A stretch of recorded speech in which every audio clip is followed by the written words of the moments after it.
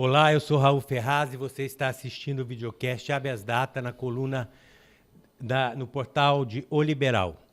Hoje temos a honra de entrevistar o Dr. Valdir Macieira, procurador de Justiça junto ao Ministério Público do Estado do Pará.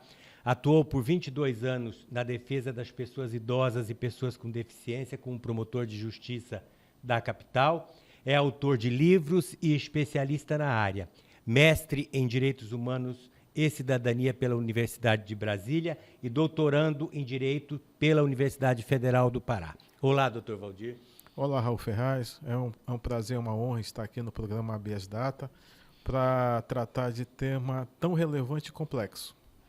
Absolutamente relevante. E é uma honra para mim também, inclusive, tratar desse tema, né, que é um tema bastante recorrente na mídia e recorrente em todas as famílias, né? Porque todos nós temos um idoso e precisamos ter conhecimento. É muito importante que o público tenha conhecimento dos direitos do idoso e de como lidar com determinadas situações diante da necessidade de proteção especial que o idoso merece, né?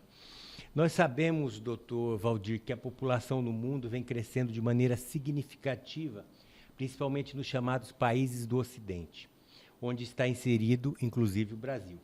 Segundo a estimativa das Nações Unidas, através da Organização Mundial de Saúde, no momento presente, aproximadamente 1 milhão de pessoas cruzam a barreira dos 60 anos de idade a cada mês no mundo, mesmo depois da pandemia do Covid-19. Que políticas públicas estão sendo realizadas ou planejadas no Brasil para este segmento? Como é que a gente pode falar nesse enfrentamento da questão do idoso e da proteção dos direitos do idoso? Isso é interessante, Raul, que apesar da pandemia do Covid-19 ter atingido boa parte, principalmente na primeira onda, a população idosa com 60 anos ou mais, com o advento da vacinação, dos medicamentos mais específicos para o tratamento e combate ao Covid, então nós tivemos uma preservação maior, principalmente depois da segunda onda, da população idosa, que mesmo com a situação da pandemia, continua crescendo, né? Então o homem hoje vive mais, né?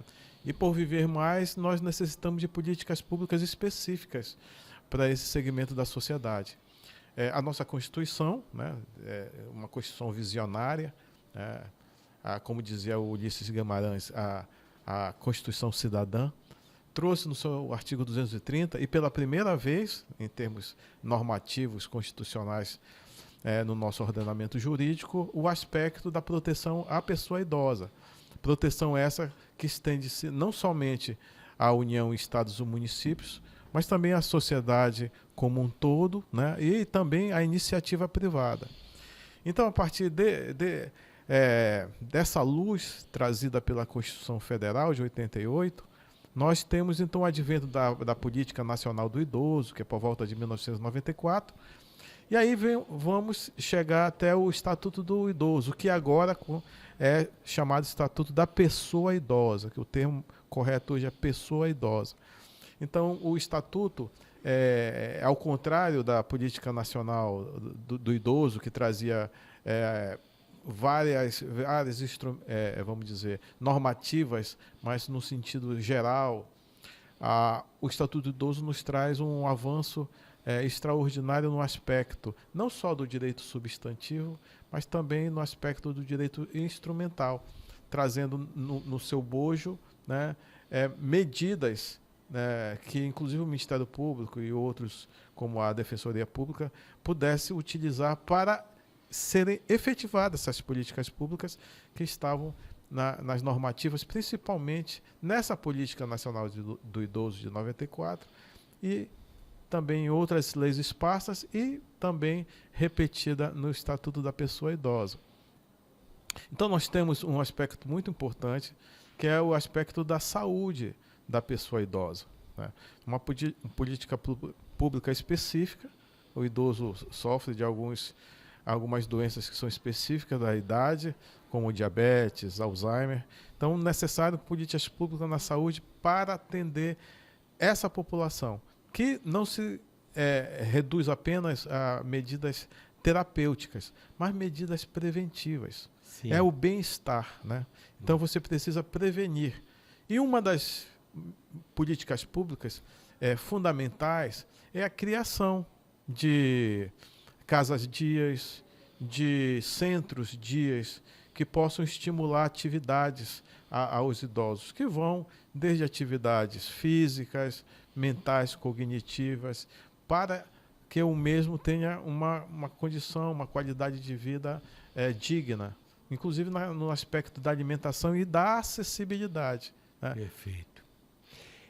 Em termos jurídicos, quais as ferramentas jurídicas de proteção e combate à discriminação e violência que o senhor acredita mais importante e eficaz?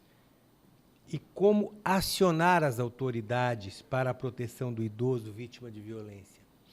O Estatuto do Idoso ele inovou porque ele trouxe, inclusive, tipificações penais e também específicas, instrumentos também na área civil, para que pudéssemos cobrar das autoridades e daqueles, infelizmente, que agridem ou ameaçam a pessoa idosa. Então, um dos aspectos que eu acho que é inovador, né, e que inclusive acabou influindo inclusive na Lei Maria da Penha, foi as medidas de proteção ou medidas protetivas, como está lá no Estatuto, à pessoa idosa. Então, no artigo 43 a 45, o Estatuto trouxe assim, mecanismos de que o idoso que estivesse sendo vítima de uma violência não só doméstica, mas institucional, tivesse algumas medidas, tanto na área civil como na área criminal, para garantir uma vida digna, né? Mesmo medidas, inclusive, preventivas. Então, o Ministério Público, nesse aspecto, foi alçado a um dos órgãos de proteção ao idoso, inclusive como substituto processual, até mesmo em casos individuais do idoso. Então, situações de idosos que estão sob abandono, estão em situação precária, são vítimas de violência institucional. Um aspecto de violência institucional, como a gente começou falando da saúde, às vezes, falta de medicamentos de uso continuado, falta de insumos, como uma bolsa de colostomia, uma cadeira de rodas, uma bengala, que isso também está dentro do protocolo do SUPAS para fornecimento gratuito, e porventura faltar a quem necessite. O problema maior, por exemplo, são os medicamentos de uso continuado.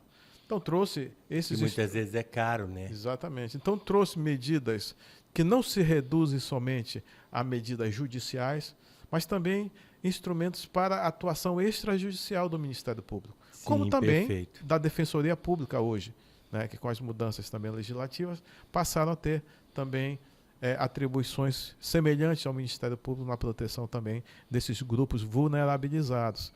Então, a partir de então, o Ministério Público tem instrumentos como a recomendação, como o inquérito civil, como as requisições, como as vistorias. O Ministério Público hoje faz vistorias em todas as unidades, não só de saúde, unidades de assistência social, como as chamadas instituições de longa permanência ao idoso, os chamados abrigos ou asilos, né, mas que tecnicamente nós chamamos de ILPIs, né, que precisam ter um mínimo de requisitos para funcionar, né, para que ofereça um tratamento digno, tanto às instituições de longa permanência de idosos públicas, como também as privadas. Né? Então, o Ministério Público, juntamente com um grupo técnico, normalmente essa questão do idoso, e eu friso, é muito importante porque ele não se reduz a um aspecto jurídico, mas ele tem que ser tratado de uma maneira transdisciplinar, né? Abarcando todas outras esferas de disciplinas diárias de atuação. Por exemplo, quando nós vamos a uma vistoria, a uma instituição de longa permanência, né, o Ministério Público vai acompanhado de assistentes sociais, às vezes de enfermeiros, médicos, que possam ali, né, a partir daquela análise, verificar o que está faltando, né? É porque, além disso, também a gente vê muito o abandono psicológico do idoso, o abandono familiar, né? Mesmo morando com a família, às vezes a família não dá o tratamento que é esperado, o carinho, o amor. Aquele idoso que mora ali, ele se torna quase que uma pessoa invisível e sem direito à voz, né? Como foi um dia chefe da família, então se sente frustrado por não mais poder tomar decisão, porque os filhos estão agora né, no governo da casa, né, ou da família, então isso deve gerar uma certa fragilidade emocional, um certo incômodo emocional. Isso é uma questão que eu creio que deva ser considerada e que bastante comum nos dias de hoje, né? Porque é o tipo de abandono que não é material, mas é o afetivo, né? A afetividade, ela conta muito nesse momento. Isso é um pensamento meu, tá? Que eu convivo com pessoas idosas, tenho mãe e tudo. Então, eu acho que é muito importante esse afeto familiar para o idoso, para que ele efetivamente se sinta como participante da família, né? Porque é muito triste ser abandonado num asilo, né, pela família. Na verdade, o Estatuto do Idoso, ele traz, escalonado esses mecanismos de proteção, quando a gente fala em medidas de proteção. Então, o aspecto da ILPI, do abrigo, né, que as pessoas normalmente falam vulgarmente como asilo, ele é a medida mais extrema que tem lá no Estatuto do Idoso. É quando você esgotou todos os meios de manter o idoso no ambiente familiar. Então, primeiro, ele traz a necessidade de o profissional que está lá do direito ou da assistência social manter o idoso dentro da família, né? Se não pode ficar mais com o filho que é agressor, fica com a sobrinha, fica com o neto, com algum parente. Né? Depois, nós temos o aspecto da família substituta. Quando eu estava atuando como promotor de justiça, só para dar um exemplo, a idosa tinha sido vítima de violência pelos filhos, né? E então não havia uma outra pessoa, né, da ligação familiar para ficar com a idosa. E através do trabalho da psicóloga e da assistente social, chegamos à pessoa da empregada doméstica, que tinha um relacionamento assim, afetivo muito grande com a idosa. Então, nesse caso concreto, a idosa ficou na família da empregada doméstica. Ou seja, ficou lá numa situação muito boa, confortável, sendo bem tratada. Para que a gente não tivesse que levá-la para o abrigo, entendeu? Entendo. Então, a gente esgota todos os meios. Ou seja, ficou no meio de uma família, vamos dizer, uma família substituta, mas onde tem o carinho, onde tem onde se sente amada, onde se sente valorizada. Né? O artigo 45 do Estatuto do Idoso, ele fundamenta essas práticas, inclusive da família substituta. Essa questão da discriminação e da violência, o senhor acredita que precisa ter maiores informações, a sociedade precisa ser melhor informada para poder receber o idoso no momento adequado, quando a pessoa, no momento do envelhecimento? Existe algum programa governamental para isso, para educar a família a lidar com o idoso? Porque, na verdade, Raul, a complexidade, né, buscando até o filósofo Edgar Morin, que fala da complexidade desse trabalho transdisciplinar que é preciso a gente ter quando a gente se defronta com a questão do envelhecimento, é fundamental, porque ninguém está preparado para o envelhecimento, ainda mais com uma sociedade de consumo como a gente vive, né, que se trabalha com a beleza física. Então, o envelhecimento, às vezes, ele se torna imperceptível pela família. A mobilidade vai reduzindo, você vai tendo algumas restrições cognitivas. Isso quando o idoso não é cometido de algumas doenças como a diabetes, o próprio Alzheimer, né, o mal de Parkinson. Então, tudo isso requer uma transformação, uma mudança de atitude, não só do idoso, mas principalmente da família. né? Inclusive na rearrumação do espaço físico onde o idoso vive, né? Para que ele garanta a acessibilidade. Aquele tapete que era tão bonito ali na sala passa a ser um obstáculo para o idoso. O banheiro, ele precisa de algumas adaptações para que o idoso não perca a sua independência, a sua autonomia.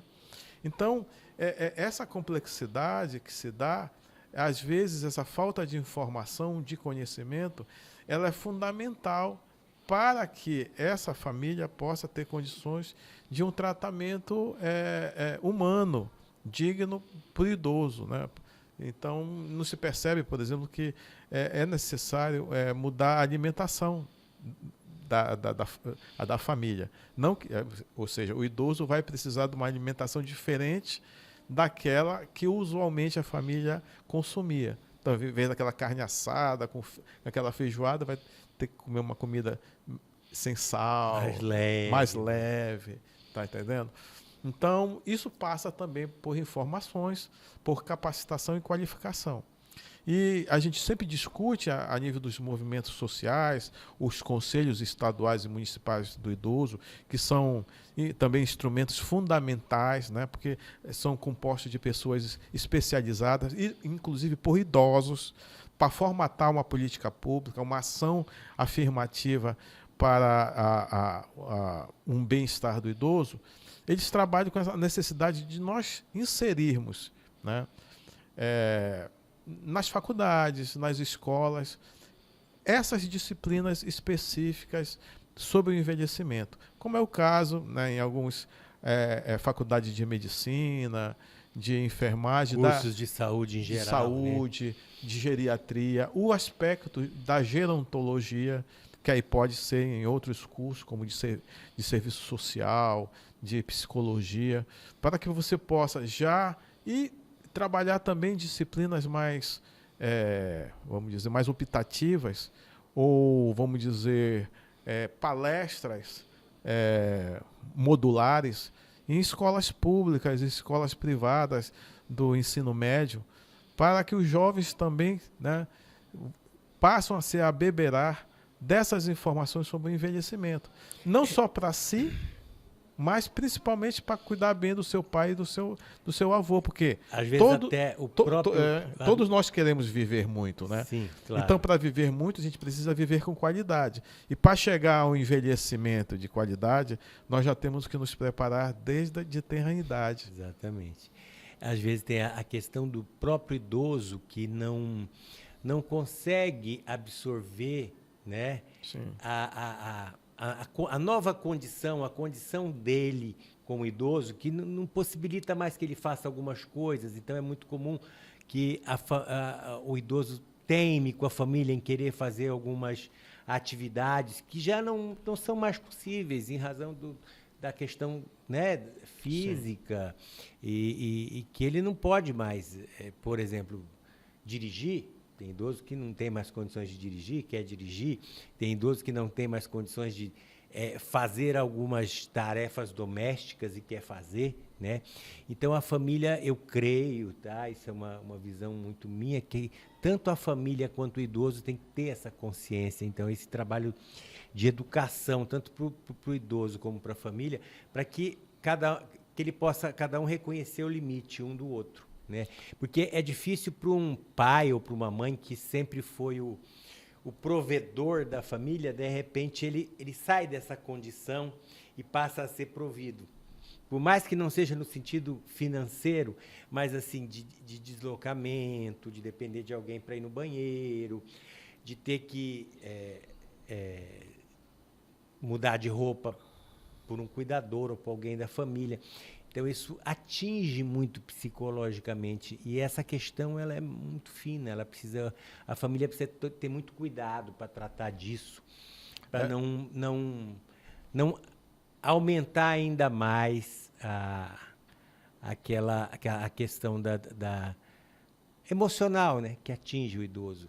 Inclusive, até para não caracterizar uma situação de maus tratos. Exatamente. Porque os maus tratos, muitas pessoas esquecem, e que está disponibilizado lá no artigo 98 e 99 do Estatuto do Idoso, ele não se caracteriza só por ações, mas por omissões. Um fato, por exemplo, que muitas pessoas esquecem.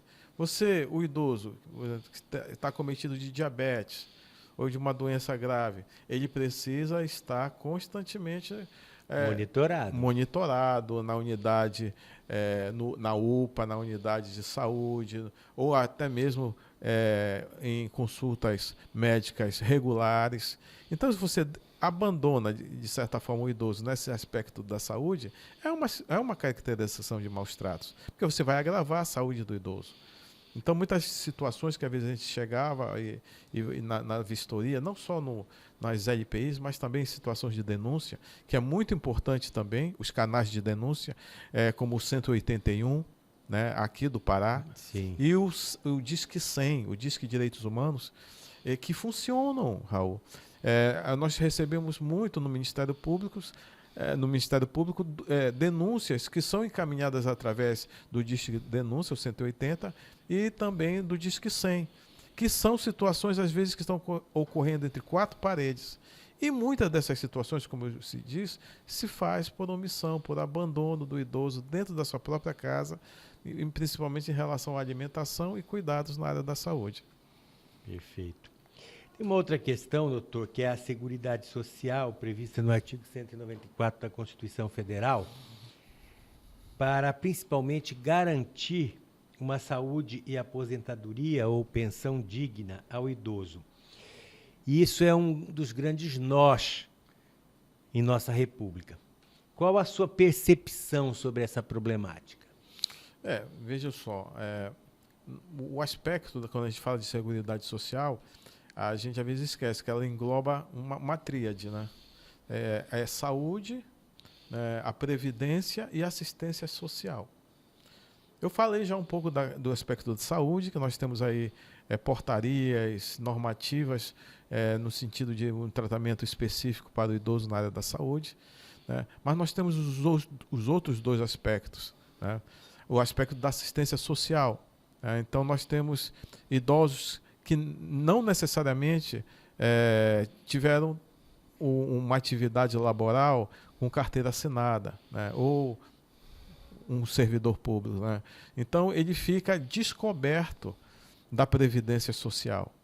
Então, para isso foi criado, através da Constituição Federal de 88 e depois dispositivos legais, o chamado benefício da prestação continuada, que é para pessoas que com 65 anos ou mais, né, que não estão cobertos pela Previdência Social, possam, através da assistência social, receber um salário mínimo em situações de miséria.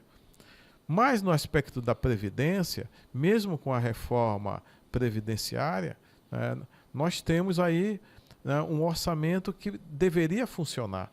A grande problemática na Previdência é que, ao contrário do que se diz aí, ela não é deficitária, ela é superavitária, no caso. O problema maior nesse aspecto da Seguridade Social é que foram criados instrumentos como a desvinculação da Receita da União, que é a DRU, né, que faz com que valores que seriam destinados constitucionalmente à Seguridade Social sejam retirados da Previdência e alocados em outros setores que não necessariamente são do interesse social. Sim. Como nós temos visto aí. Olha, assim, jogando por alto, entre 2000 a 2015, nós tivemos aproximadamente 614 bilhões desviados que deveriam ser aplicados na Previdência, que aí, inevitavelmente, estaria beneficiando também muitas pessoas idosas, né? Hoje, vamos dizer, se a gente for atualizar esse valor desviado pela Selic, ele vai dar para mais de 1,5 trilhões de reais, que foram aplicadas em outras áreas. Fora que nós temos, além desse desvio da chamada DRU, os desvios mesmo, através das sonegações e dívidas de grandes monopólios, grandes empresas, que inclusive são acionadas pelo Ministério Público Federal, né, no sentido de não contribuir né, com os valores devidos à Previdência Social. Só hoje nós temos mais ou menos uma defasagem de 6 trilhões de reais de desvios ou não pagamentos de valores devidos por essas empresas para a Previdência Social. Então isso é uma distorção no nosso país. Sim. Isso faz com que a gente não possa oferecer, né, principalmente para segmentos como as pessoas idosas, um melhor tratamento, né, uma melhor assistência, seja na área da saúde, seja na área da Previdência, seja na área da assistência social. E esse benefício, ele pode ser requerido pelo idoso a partir de que idade, doutor? Estás falando do benefício da prestação continuada, chamado BPC. Daquele idoso que nunca contribuiu, ou que contribuiu e depois mas não atingiu mais o mínimo. O mínimo necessário, né? É. Nesse caso, ele precisa estar cadastrado nos CRAS, né? Que são centros de referência de assistência social, que nós temos em cada bairro aqui, por exemplo, aqui de Belém. Né? E ele está cadastrado no chamado CAD único, que é um cadastro único, né, do governo federal, onde lá estará contido todas as informações, inclusive familiares dele. Né? Para isso ele precisa comprovar de que não recebe menos de que um salário mínimo dividido na família, né? 1/4 do salário mínimo na família, né? E outras despesas que normalmente o idoso tem, né? Então aí ele junta despesas de alimentação, né? O comprovante lá do supermercado, o de medicamentos na farmácia, que isso inviabiliza a ele ter uma vida digna, ou pelo menos o mínimo necessário para sobreviver, o chamado mínimo existencial. Então esse idoso ele vai ter direito a um salário mínimo, né? Que é o do benefício da prestação continuada, e de 2 em 2 anos ele faz um recadastramento para saber se ele está nessa mesma situação de penúria. Se ele ainda continua necessitando do benefício. E uma coisa interessante que tem em relação ao idoso, pode outro idoso, né, no mesmo teto, na mesma família, receber esse benefício da prestação continuada. Ou seja, é individual e não familiar. 2 idosos, por exemplo, na mesma família, o marido e a mulher, que estão ali na penúria, que dependem daquele benefício para o seu sustento, para a sua alimentação digna, possam receber os 2, cada um benefício da prestação continuada. E me parece que além do idoso, também pessoas que tenham necessidades especiais também têm direito a esse benefício? As pessoas com deficiência, tanto pela lei específica do benefício da prestação continuada, como também pelo chamado Estatuto da Pessoa com Deficiência, ou Lei Brasileira da Inclusão, que é a Lei 13.105 de 2015, também tem direito a esse benefício. A única diferença, ela não tem limite de idade, pode ser uma criança. Sim, né? Desde que tenha aquela condição exigida em lei. E que no caso do adulto, aquele que tem mais de 18 anos, que seja emancipado, ele não tenha condições de trabalhar. Sim, então ele vai precisar de um laudo médico, né, claro, mostrando a incapacidade dele para o trabalho, né, e também a situação de miséria, para que a pessoa com deficiência também possa fazer jus a um salário mínimo assistencial. Doutor Valdir, foi um imenso prazer tê-lo aqui e eu espero que o senhor possa vir outras vezes para a gente discutir assuntos tão interessantes e temas como esse, que são de interesse social e que os nossos telespectadores gostam de saber para se manter informado. Muito obrigado pela sua presença. Muito obrigado também, Raul, pela essa oportunidade de dizer que o Ministério Público, do qual eu faço parte, está lá também à disposição para atender não só a pessoa idosa, mas todas as pessoas que estão nessa situação de vulnerabilidade no nosso país. Muito obrigado.